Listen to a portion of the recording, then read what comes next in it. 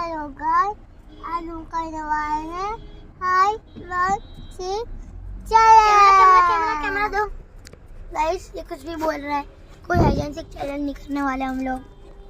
पहले वीडियो देख लो फिर करेंगे दूसरा। कमेंट करो कि क्या करना है।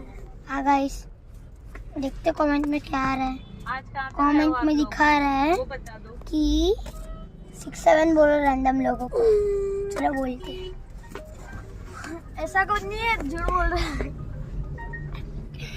क्योंकि वो आज वीडियो जल्दी आने वाला है। क्योंकि saying to people, random people 6-7 पर अभी के लिए 1-2 बार ट्राई कर लेते हैं guys. Uncle 6-7 6-7 uncle 6-7 happy 6-7 guys. मैंने 6-7 को भाई फेस्टिवल बिक जाता है अभी। गाइस, मैंने 6-7 को फेस्टिवल बना दिया है। देखो गाइस, 6-7 अंकल 6-7। नावानी पहला जे करवा नहीं करी तो चलो बाय।